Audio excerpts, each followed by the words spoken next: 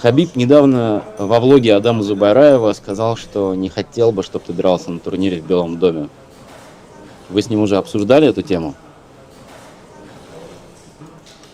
Честно, еще не обсуждали эту тему. Ну,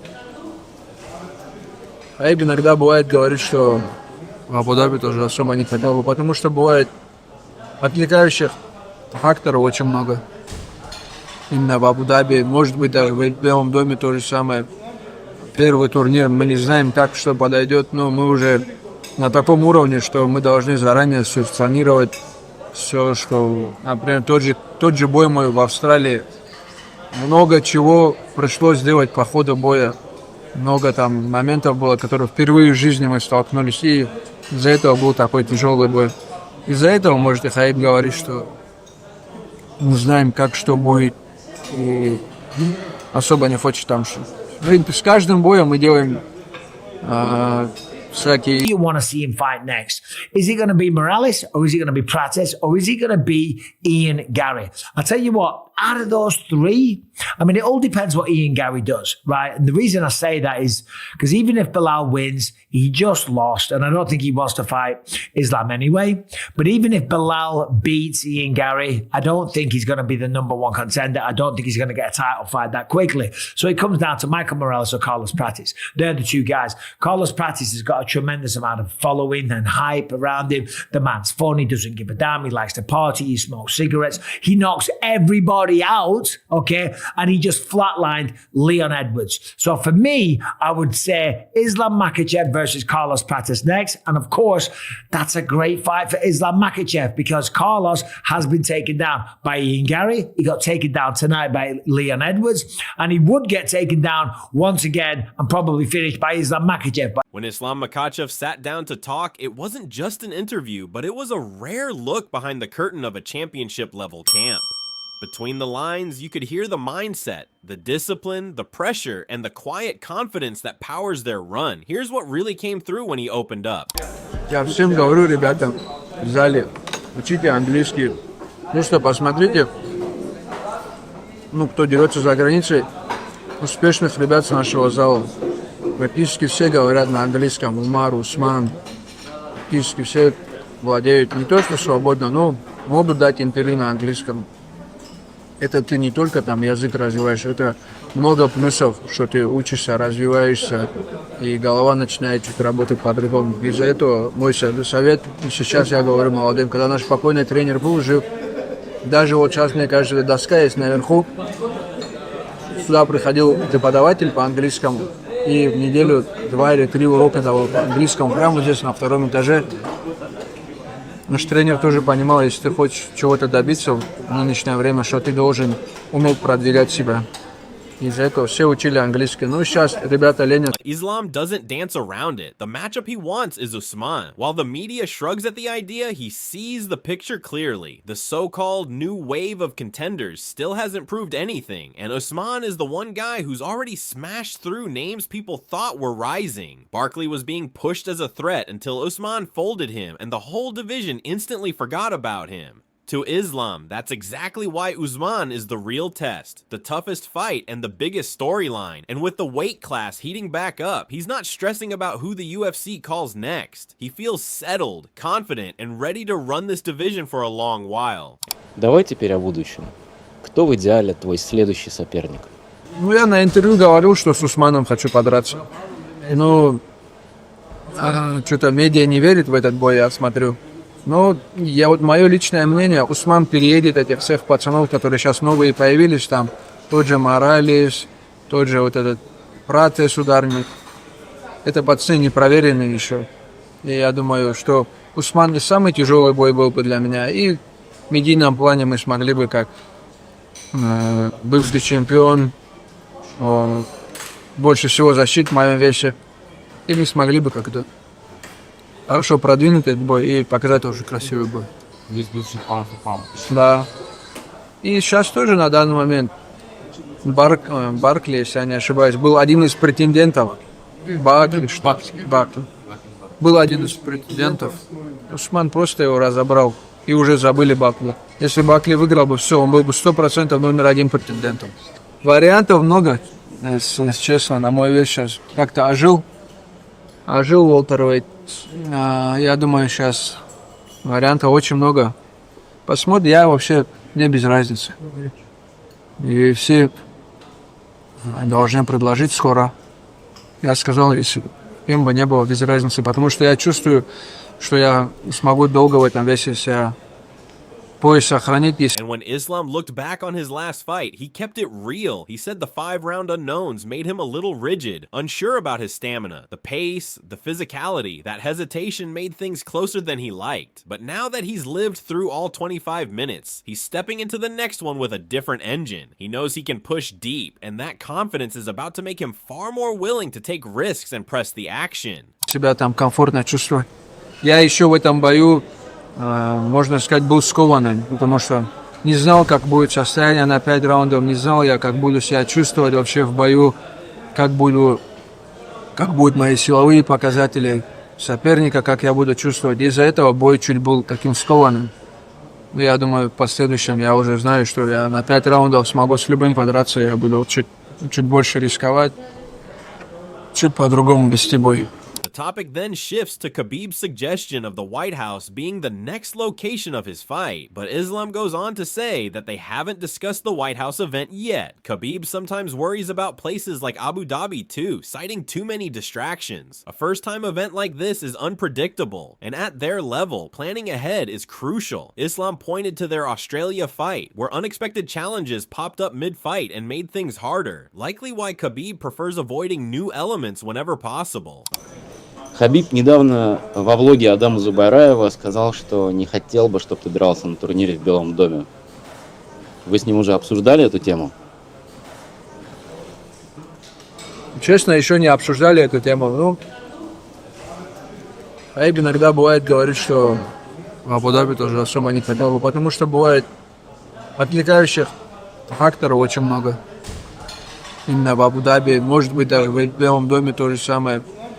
Первый турнир, мы не знаем, как что подойдет, но мы уже на таком уровне, что мы должны заранее все спланировать, все, что, например, тот же бой мой в Австралии, много чего пришлось сделать по ходу боя, много там моментов было, которые впервые в жизни мы столкнулись, и из-за этого был такой тяжелый бой. Из-за этого, может, и Кhabib говорит, что мы знаем, как что будет, и особо не хочет там что. С каждым боем мы делаем всякие... He added that after their January fight with Umar, they decided not to share the same card anymore. 2 big fights in one night just adds too much stress. He even admitted he couldn't warm up properly, too tense watching Umar go. That's exactly why Khabib wants to keep things simple and predictable. With a first-time event like the White House card, so many unknowns remain. The crowd, the setting, even the cage itself, and avoiding those variables helps them stay focused and ready. Изменения, например, в январе, когда мы дрались с Умаром, после этого мы решили с командой стараться максимально не драться в один турнир, так как 2 больших боя, когда один дерется за бой до другого. Потому что то же самое, я в раздевалке не разминался, а я смотрел Умара бой. Или такой еще нервозный бой был, тяжелый.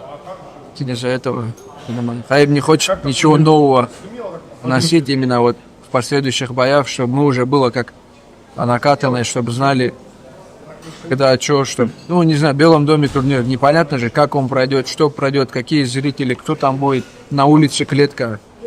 Может, из-за этого. And when asked about the lightweight picture and Arman's spot, Islam didn't hold back. He's not thrilled with how matchups are lining up lately. Some of the choices just don't make sense. In his eyes, Arman deserved a title shot, but with Pimblett and Gaethje fighting first and the winner moving on to Topuria, Arman could be sidelined for another year. Islam gets it, as he's been there himself, grinding through 10 straight wins just to reach a title fight. His advice is simple: Arman just needs to stay patient and wait his turn.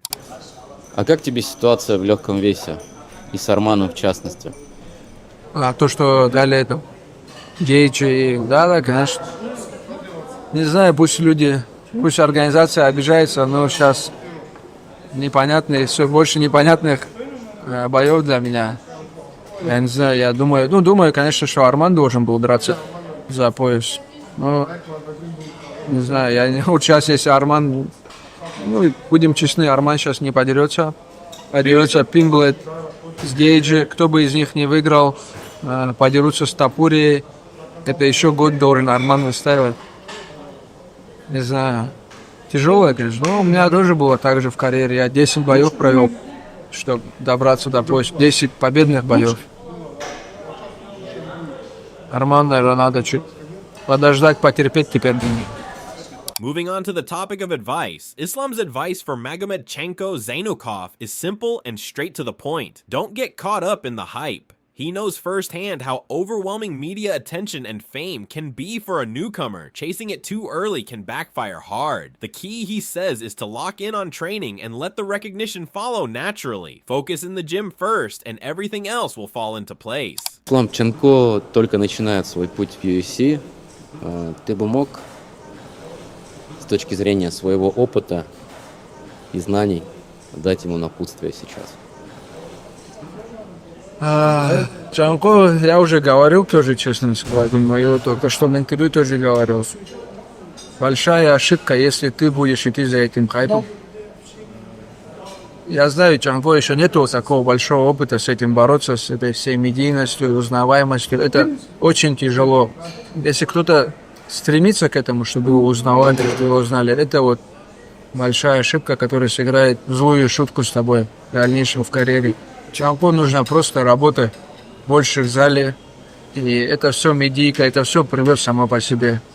И надо просто... Islam puts it in perspective. He's already completed the University of a Fight career, faced it all, and learned every lesson. Chanko is still at the very beginning, the school stage, with a long road ahead before reaching that level. Success, he stresses, comes to the one who outworks everyone else, and no one trains harder than their camp. His advice is simple. Focus on learning English, put in the work at the gym, eat right, stay out of distractions, do all that, and everything else will fall into place.